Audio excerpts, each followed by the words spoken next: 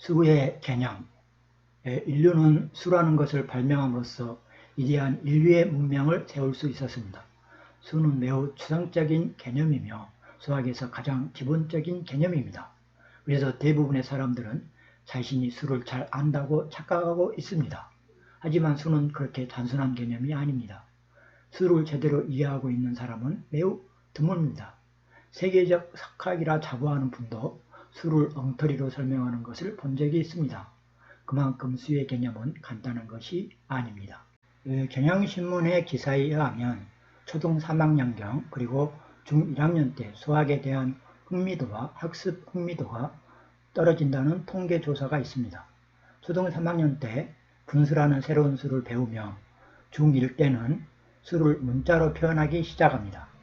자연수만 수라고 알았던 초등학생이 처음 분수를 배우게 되면 분수를 수로서 쉽게 납득하지 못합니다. 그때부터 수학을 싫어하게 되는 것입니다. 자연수를 배울 때부터 수의 개념을 제대로 잡지 못하면 분수를 수로 인식하지 못합니다.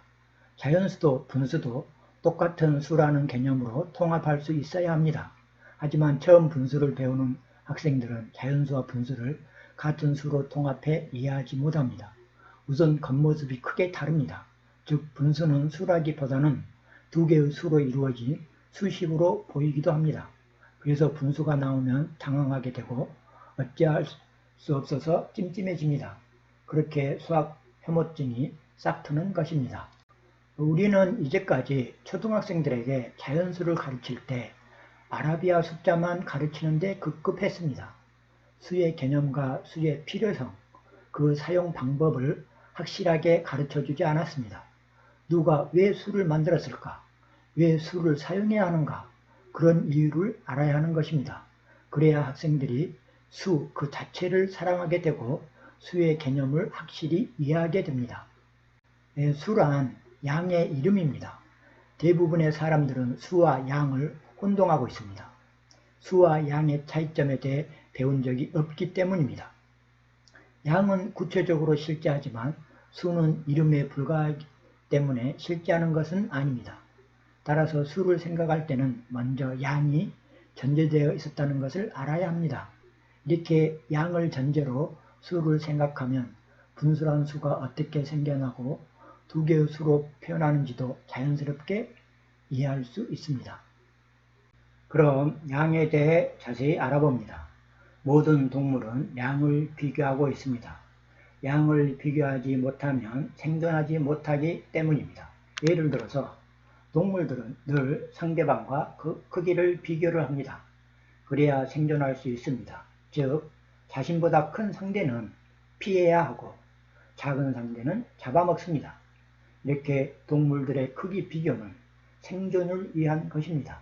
즉, 동물들도 늘 수학을 하고 있었던 것입니다. 동물들은 양을 그냥 직관적으로 바로 측정하지만 인간은 보다 정밀하게 논리적으로 측정하고 있습니다. 논리적으로 측정한다는 것은 어떤 의미일까요? 즉 우리가 어떤 양을 측정하기 위해서는 측정의 단위가 필요하다는 의미입니다. 자연수는 이미 측정의 단위가 하나라는 객체로 정해져 있습니다. 때문에 인간이 특별하게 측정의 단위를 만들 필요가 없습니다. 그런데 자연수로는 정확히 표현할 수 없는 양이 등장하게 됩니다.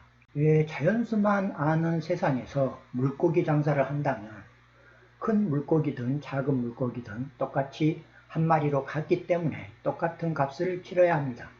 그래서 사람들은 모두 큰 물고기만 사려고 할 것입니다. 그래서 크고 작은 물고기에 각각 적합한 가격을 매겨줄 필요가 생깁니다. 어떻게 해야 할까요? 그래서 분수라는 새로운 수가 등장해야 하는 것입니다. 이렇게 분수라는 수는 분리량이 아닌 연속량을 정확히 측정해야 할 필요성 때문에 등장하게 된 것입니다. 이제까지 분수를 가르칠 때 우리는 그저 분모, 분자로 이루어진 수가 분수라고 그 겉모습만 알려주는 데 급급했습니다. 왜 분수는 분모, 분자로 표현해야 하는가? 그 이유에 대한 친절한 설명이 부족했습니다. 자연수는 측정의 단위가 이미 정해져 있지만 분수는 측정의 단위를 필요에 따라서 만들어 주어야 합니다. 즉, 분모를 생각하는 것은 측정의 단위를 결정하는 것입니다. 그리고 분자는 그런 측정 단위로 측정한 측정량에 해당하는 것입니다. 이렇게 분수의 의미를 깊이 있게 이해할 필요가 있습니다. 이렇게 측정이라는 적극적인 태도로 분수를 이해해야 합니다.